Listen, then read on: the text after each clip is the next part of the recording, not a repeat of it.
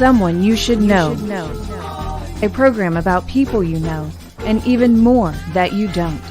Hosted by Stuart Sachs, veteran, husband, father, and grandfather. Now, here's your host, Stuart Sachs.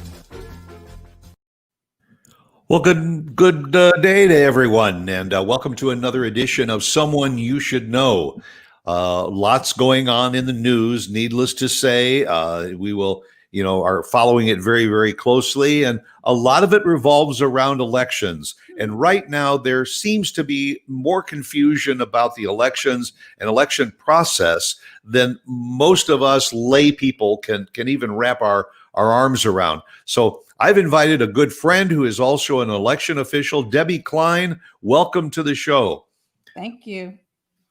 It's a pleasure to have somebody that has far more answers than I have, and just in talking with other people socially, the question of the mail-in ballots is probably number one. That's probably the highest thing.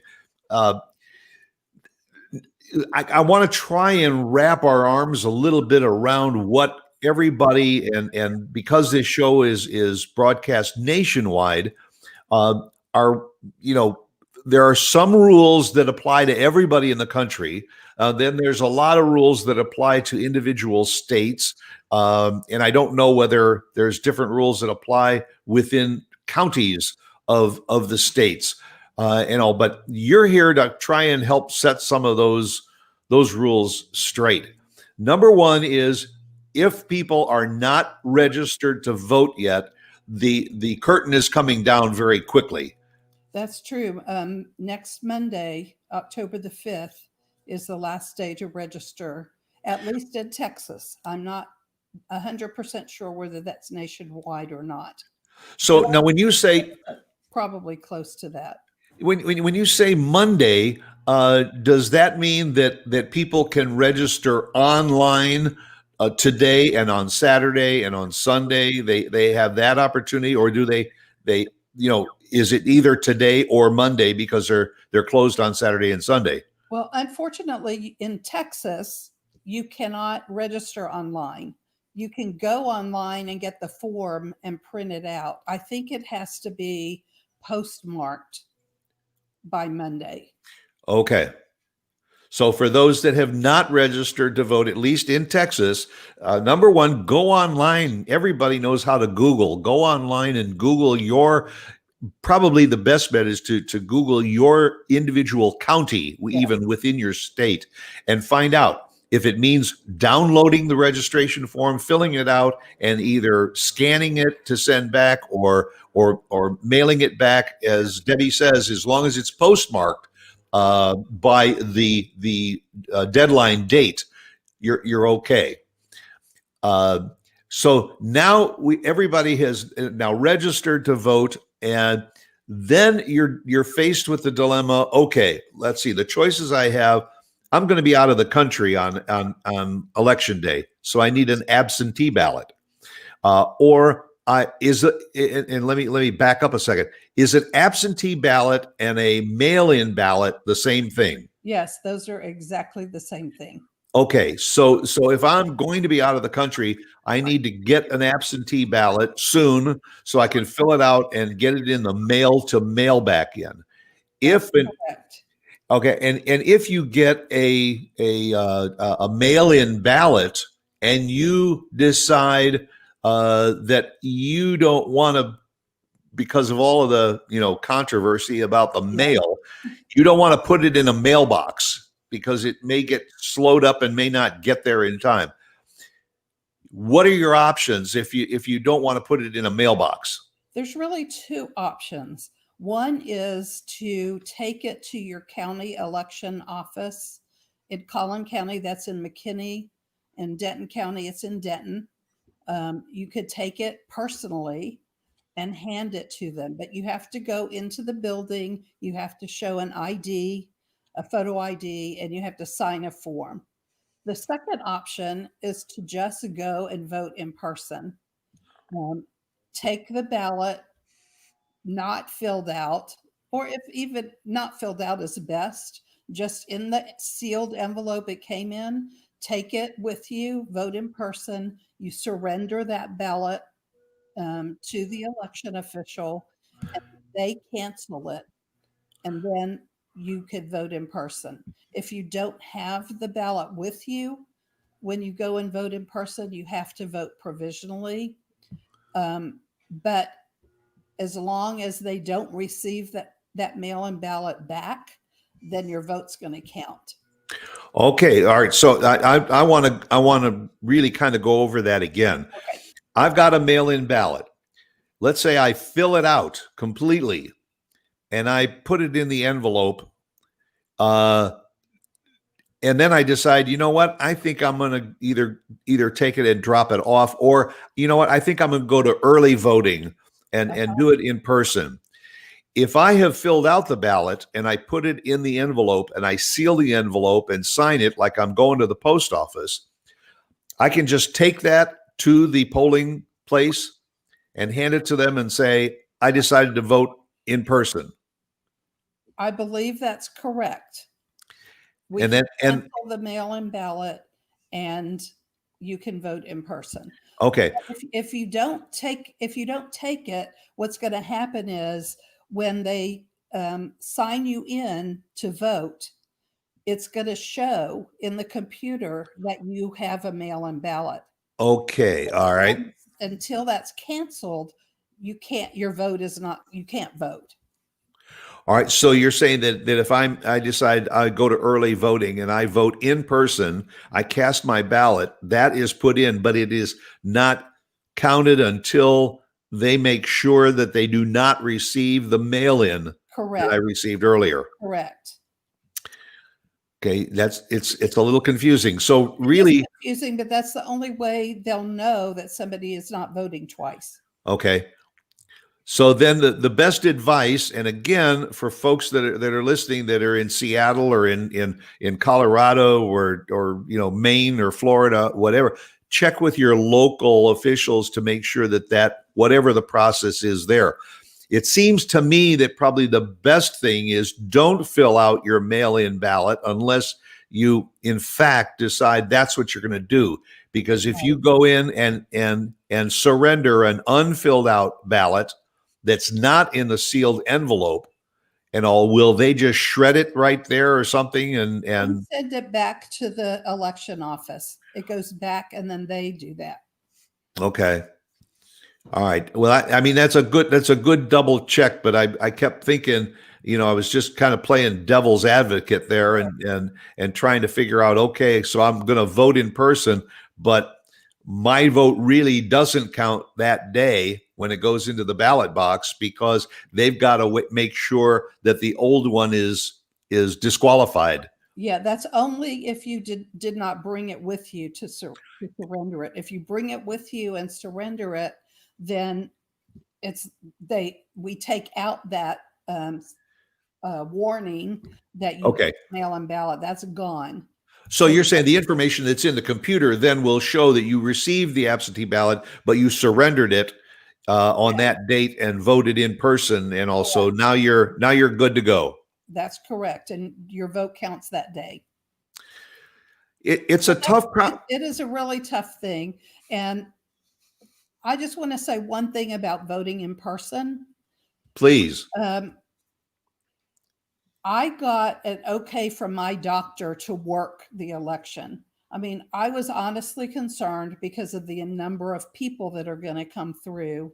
And I'm over 65. I have some health issues that would make me vulnerable. And so I was a little nervous about it. But she felt like, because she voted in early voting, so she saw all the precautions that were taken are being taken to keep everybody safe, voters and workers. And she gave me the okay to go ahead and vote. So I do not think that anybody has any reason to fear voting in person. Now, the precautions that you mentioned, I remember when I went for primary voting, even they and runoff voting, Right. they had tape on the floor, 6 feet apart, so people would approach the desk, easily one at a time. Right. Is this also a county or statewide process that varies by state as to the extent of caution that they're going to be taken? I think possibly, but I know the 6-foot distance markers are probably nationwide. I mean, here we had the plexiglass between the clerk and the voter. We Right. have, the clean pens and the use pens. So we clean the pens all the time because so many people are using them. Um, the distance markers, if somebody comes in without a mask, we have a mask for them. We can't require that people wear masks in the polling location. Oh, really? Yes. I'm surprised that they did that. I mean, Yeah. I can understand that you say you must wear the mask once you get in to work on the ballot if you want to take it off, or something that can't be restrictive. But I would think that they would make it mandatory for everybody walking in and walking out to be wearing a mask. But again, that'll fluctuate from city to city and Right. county and state. Right. So Well, see that right there, that's a reason, that's almost a reason why some people would say, well, listen, if I'm going to go to a polling place and I'm an at-risk voter, Mhm. I got two choices. I either try to go early voting at an off-peak time, Yes. or I'm just going to fill out that puppy and put it in the mail and send it in or drop it off. That's true for in Texas, you have to be 65 or older, have a disability, pretty much are going to be out of your county during early voting and election day. I mean, there's 3 weeks of early voting minus one day, which is Columbus Day, and election day. I mean, it's probably rare that somebody's going to be gone that long, but it's possible. Um, they tried to get the COVID reason or fear of COVID to be one of the reasons you could vote by mail, and that was shot down by the court. So that is really not a reason to vote absentee or vote by mail. I have to believe that for election officials like yourself, it's almost like being an accountant. Every year before you file your taxes, there are so many new rules and regulations that are changed that you have to go through classes each election in order to go through all those updates. Yes, we do. And what is that process like? If somebody, is it too late for anybody to sign up to be an election official? No, it's not too late. And Oh, it they isn't? Okay. still need election officials, and I'm guessing that is true for every state. All right. And what is the process if somebody says, you know what? All right, I'd like to be an election official.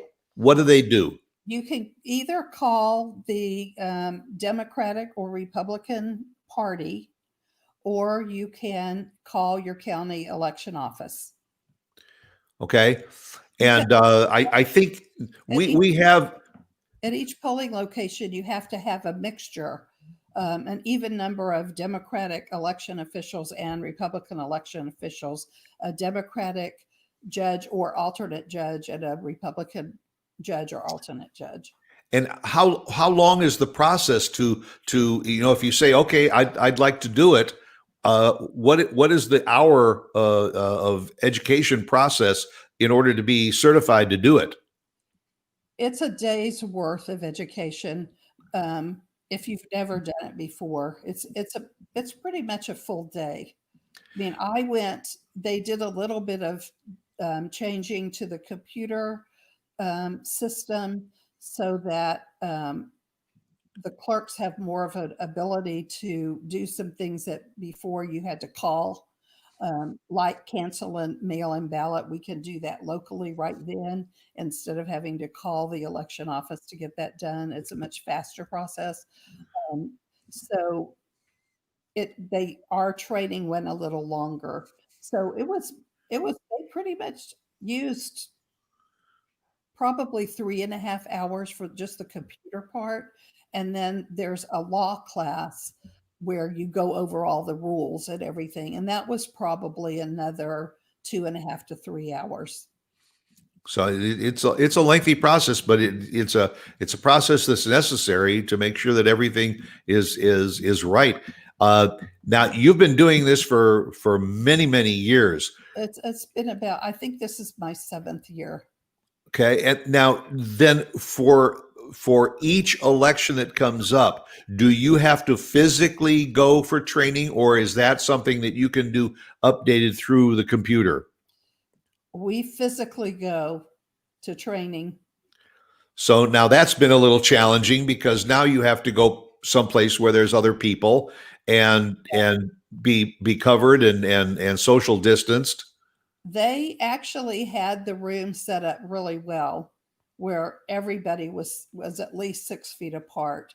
And of course the computers were cleaned before we used them in the computer class. And the other class, it was just chairs, and they were spaced at least 6 feet apart, maybe even more. And we did have to wear masks there. Now we do a fairly significant part of our listenership is in Collin County, and you are in Collin County and an election official there. We do have a phone number if somebody wants to call the Collin County election office in order to get additional information, and we'll post that up on the screen momentarily. Beyond that, those that live in Denton County, Tarrant County, other counties around Texas, just Google your county election office, and they'll have information there. And this goes for statewide and nationwide, wherever you are. If you're unsure, first place to go is to your county election office. It will generally show you where the polling places are, what the early days of voting are, what the hours are, and you can get a lot of questions answered, because if you want to call to try and get your questions answered, you're either going to be sitting on hold for a long time or told to leave a message and somebody may maybe get back to you. You can find the information. It's there online wherever you're living, and it's a good idea. Early elections. We said here in Texas is 13 days, 15 days? Actually 18 days. It's the 18 days of early election, and the polling places are open during the week from 7 a.m. until 7 p.m. Now, if you're an election official, do you have to be there 7 a.m. to 7 p.m. each day, or is it shifts? It depends on the location. Most locations have people come in shifts. I'm an alternate judge, and I'm scheduled to work the entire day every day. Wow, that's long days. And you said that they're in a general election like this, there's supposed to be an equal number of Republican and Democratic representatives on site. Yes. What happens if you've got the number of Republicans that you need and you're short on Democrats? How do they fill those slots? Through the Democratic Party. Okay. At Collin County Democratic Party, or through the election office. The election office actually has a pretty long list of people who have called and said they were interested in being workers, clerks.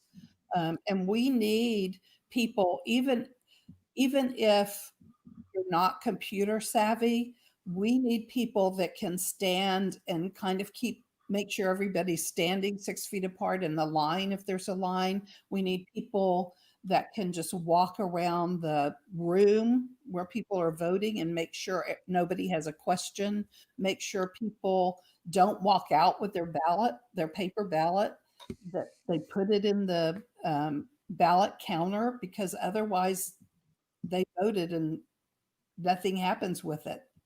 It doesn't get counted if it doesn't get into the counter.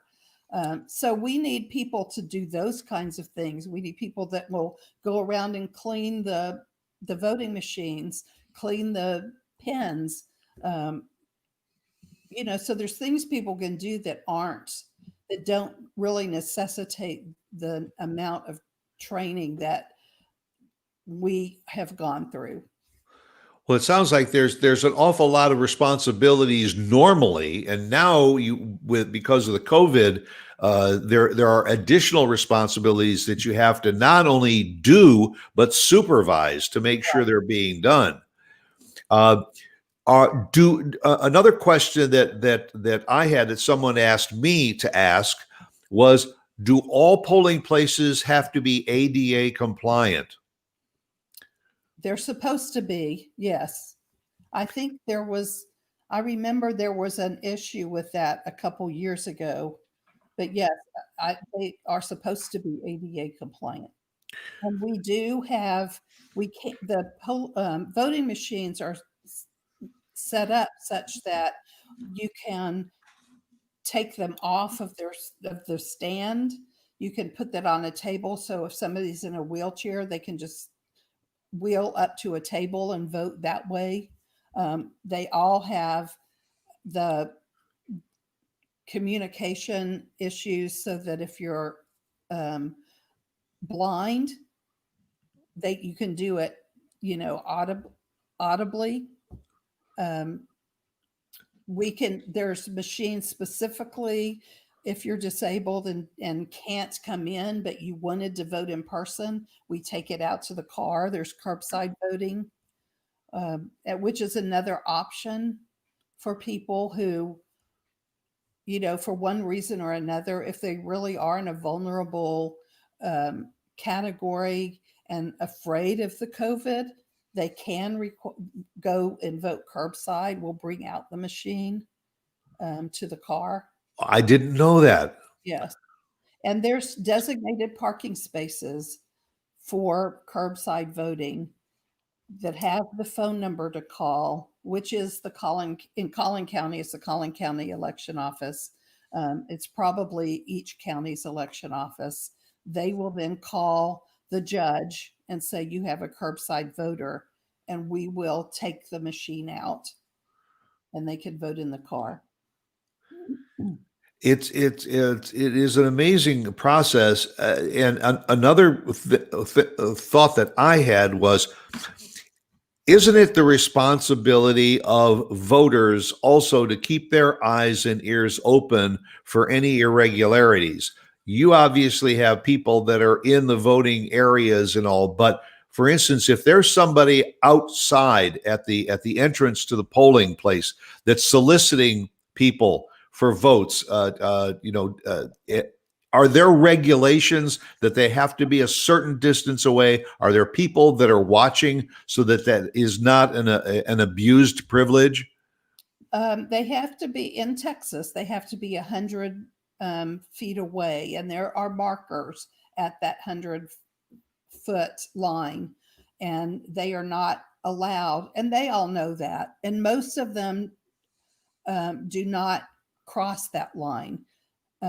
So yes, we don't have somebody standing out there making sure, but if we get a complaint from a voter that comes in, then we will definitely go out and take care of it. The problem is, outside of that 100-foot line where they are allowed, they can have a bullhorn. People feel accosted a lot of times, and we have a lot of complaints about that, but we can't do anything about it. Unfortunately, they can just, call the campaign of the person who's, doing that. And they do. And I've seen that, because you're absolutely right. Beyond that 100-foot marker, you've just got rows and rows and rows of placards with the candidates' names. And if the candidate's there with with their family, they're all dressed up in a costume, they're waving and all, and they're trying to shake hands with people. But once the people pass that 100-foot marker, it's hands off, and then they go inside. But that's one of the reasons why I say that, because again, go online and look at all of the rules and regulations. There's lots of frequently asked questions that are on those sites. And if you see something, say you see someone that's in a wheelchair and they're having difficulty getting up that ramp or getting into the door, or so, either assist them or ask somebody that's there to please assist this person to help them with the voting process. So we have to be prudent too, to know what our responsibilities are and what our limitations are as voters, but to keep our eyes and ears open to make sure that there isn't something that's irregular. Look, even as simple as you see people that don't have masks. So you may want to tell them, I just came out. If you don't have a mask, they'll give you one at the front table. Ask for one. Keep an eye to make sure that the hand sanitizer is filled, that it's not empty. These Lots of hand sanitizer too. Yeah, I was just at the grocery store yesterday, and we going back a month or so ago, you couldn't find any. I know. And the toilet paper was well stocked. Now I have never seen so many brands of hand sanitizer. And it's, instead of it just being a quarter of an aisle, it's like an aisle and a half of sanitizer, and they're in jugs, that will last you for the rest of your life. But we laugh at it, but these are the precautions that we have to take. Another area we just touched upon at the beginning, and that was when someone approaches the table, and first, you are required to show ID. Yeah. And driver's license is usually the key form of identification. If someone comes in and they've just got their voter registration card, is that valid, or you have to have a photo ID? You have to have a photo ID. There's 7 different types of photo IDs that are fine. Driver's license, passport or passport card, license to carry, either, a concealed weapon or a handgun. A military ID card is fine. Let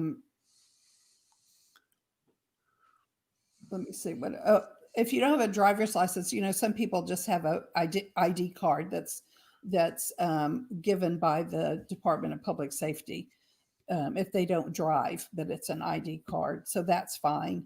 Those kinds of things are fine. Now, there are people that have an exemption to having to have a photo ID, judges, some law enforcement people, a lot of federal employees, FBI, for example, and they'll have an exemption note on their voter registration card. So we know not to ask for the photo ID, but that's very rare. I mean, usually people have to have a photo ID. If you don't have a photo ID, there are ways that you can still vote and your vote will count. If you bring just your voter registration card or a birth certificate, a recent utility bill, or your paycheck, and then you have to just fill out a form that states why you don't have your photo ID. And we can't question and say, "Are you sure?" We don't do any of that. We just, some people have just, in Texas, it has to be like a Texas driver's license. It can't be a driver's license from another state, which is a problem, especially with students who have come here and registered to vote here, but they don't change their driver's license because they're in school. So they would say, I'm a student, I have an out-of-state driver's license on the form. and that's fine. Then they can vote, no problem. Because Well, that brings up another question then. If they are a student that lives in Missouri, but they're going to college here, then are they supposed to get an absentee ballot to vote in Missouri? Or is it okay for them to walk into a Texas polling place and show them a Missouri ID and say, but I'm a full-time student at U of T in Austin or something? it depends on where they're registered to vote. Oh, okay. If they did not register in Texas and they're still registered in Missouri, they would need to vote absentee for Missouri. If they registered, which a lot of college kids do because they have huge voter registration drives on college campuses. Right. So they register to vote here. Then they would they'd have to fill out that form.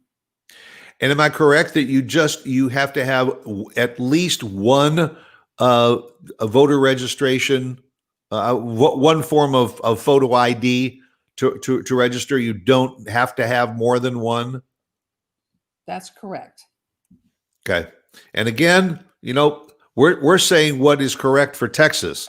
Yeah. We don't know what it is in Mississippi or North Dakota or whatever. Check with your local county official office and all to find out, because if it says you have to bring two forms of ID, fine. But I guess I can't stress enough to those that are watching outside of the North Texas area where we're broadcasting from, that you have to check and see what your local, because you can't walk in there and say, oh, wait a minute, you say I have to give you two forms of ID, but I was listening to a radio show and they said you have to have one. It depends on your local situation. Now, in your experience, the early voting and Lauren and I have taken advantage of early voting quite a bit, and especially this year, because we know if you don't think that on November 4th, isn't it? Sure. If you don't think that there's going to be lines at the polling places from opening until closing, you've been living under a rock. It is going to be a tremendously busy day. So it behooves you to vote early. And with the polling places open 7 days a week for that 15-day period, in your experience, are there certain days of the weeks or times of the day that are better for access to early vote? Don't go the first day of early voting or the last 2 days of early voting. There's plenty of days in between that. Probably the weekends are a little bit busier, but not necessarily. I mean, I happen to work in a church. On Sunday, we're open from 1 to 6. So that's a little bit probably later than people would stay in the church. But we expected Sundays to be really busy in a church because people would go to church and then come vote. Well, they Right. were not busy at all. Now, some churches are probably still not having services in person. So that cuts down on that anyway. But Wednesdays are usually not busy. Wednesdays and Thursdays are the best day to go. If you go another day, I would say middle morning to, till like 3 or 4, is good to go. The middle of the day is better than first thing in the morning and last thing. Yeah, I mean, you have to use common sense. Like you said, I would imagine because people are working all week long that a lot of them say, I'll just go on Saturday. Yes. So Saturday is going to be busy. Sunday, like you say, because if there is a polling place that's not in a church, say it's at a fire station or a school, Sunday morning might not be a bad time because so many people are in church that it might give you a window of opportunity. But otherwise, I think it's safe to say try and avoid lunch hours also, because a lot of people might say, I'm just going to take off for lunch and go over and vote. And that might increase the time. Now, the thing is, don't wait until election day. I mean, there are people who just insist on voting on election day. Um, and you really don't want to do that. Well, that's like the same people that go shopping on Christmas Eve. Right, You know, exactly. it's just like tradition that to go out there and do it Yes. all on the day before Christmas. You know, that doesn't quite add up in my head, but but it's I think we've laid some logical ground rules, because the idea is really to try and smooth this out so that everybody has an opportunity and they don't have to wait too long in line. Because remember, if there's a lot of people that are waiting to vote, and you've seen it on the news, if they are applying the social distancing every 6 feet, it isn't going to take very long before you're out the door and in the parking lot 6 feet apart, waiting to get inside the door in order to vote. So be prudent about it. If necessary, drive by a polling place, and if you see that the parking lot is filled and there's people standing in line outside, maybe come back an hour or two later. But I think I would agree with Debbie. I think it's a good advice that mid-morning, during the week, or mid-afternoon are probably the best times. And as Debbie said, probably Wednesdays and Thursdays are the best 2 days of the week. So you might want to just jot that down and have that ready once the polls open. And here in Texas, I think they open on the 13th, isn't it? They open on the 13th. That The 13th through the 30th. And again, first week is 8 to 5, okay. Monday through Friday. Saturday will be 7 to 7, and Sunday 1 to 6. The second 2 weeks are 7 to 7 every day, except for Sunday, which is still 12 to 7. See, and again, that varies from county to county, because I think Denton County is open 7 to 7, right? You know, for all 15 days. And that's why it's important. On the screen right now is the information for the Collin County election office, and I think for Denton County, if you just go to votedenton.com or .gov, you'll be able to get the website to find that. Beyond that, wherever you are, check with your county. Now, it was just on the news here in Texas that if you decide you want to take your ballot and you physically want to put it in the ballot box early, your mail-in ballot, and you want to take it and you want to deposit it in a ballot box, it is more than likely that there is only one place within your county that you can drop off that ballot. I think in Collin County, it's in McKinney, and in Denton, you said earlier, it's in downtown Denton.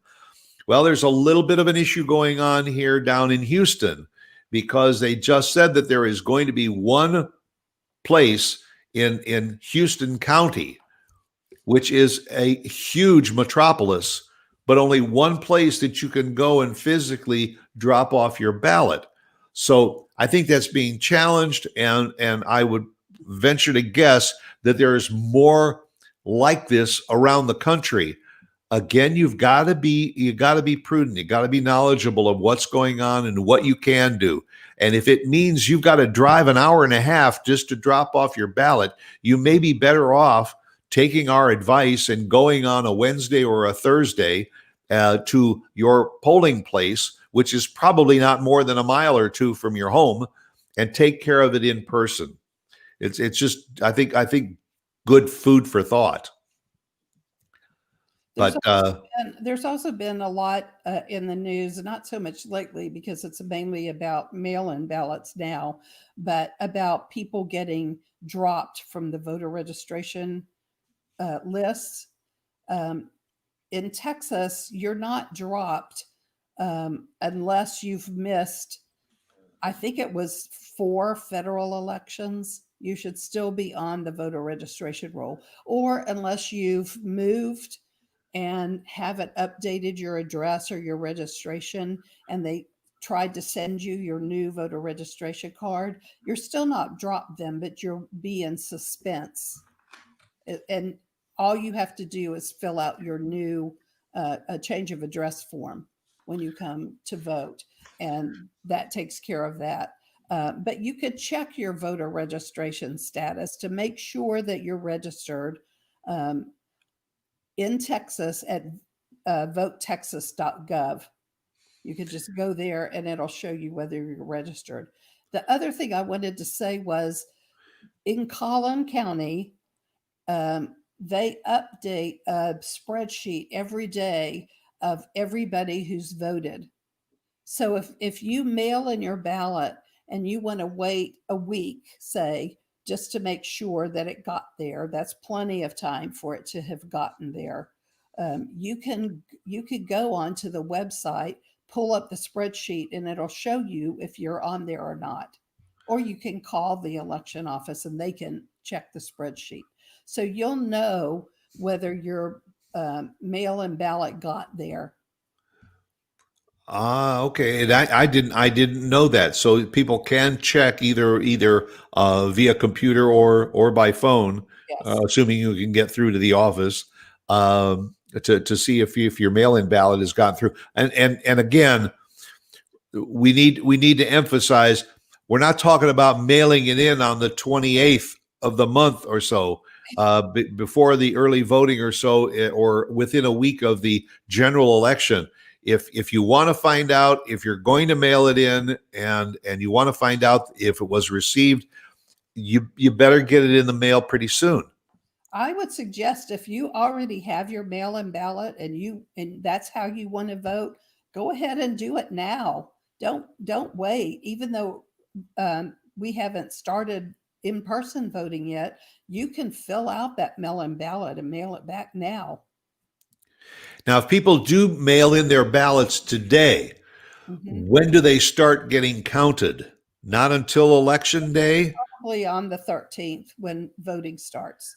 So they can start to open this. So it isn't a matter of having to wait until November 4th to open all of those envelopes, to post all those, because obviously it would probably take another week in order to go through and do all of that. Right. So there are a lot of questions that come up, and people, as I said earlier, you have to be knowledgeable about what your restrictions are and what your limitations are. And if you got questions, don't let them go unasked. Try and get the answers. And the first place is online. Go to your state sites. Go to your county sites to find out. And by the way, those sites will also tell you where your polling place is, because that's usually set up by zip code. It may be that there's a polling place that you know of that's maybe pretty close to your house, but that's for a different zip code. You need to go to the one that is for your zip code, so that you don't get turned away saying, "Oh, I'm sorry, your polling place is on the other side of town." Now in Collin County, and counties are different, and I'm not sure about Denton. Dallas County is the same as Collin, and I think Tarrant also. We can vote anywhere at any polling place in the county. Oh, okay. And where I am, I got a list. Yeah, I know in Denton, I think at least on election day, you have to go to where your precinct, Right. your specific precinct is. But in Collin County and Dallas County and Tarrant County, you can vote anywhere in the county at any polling location.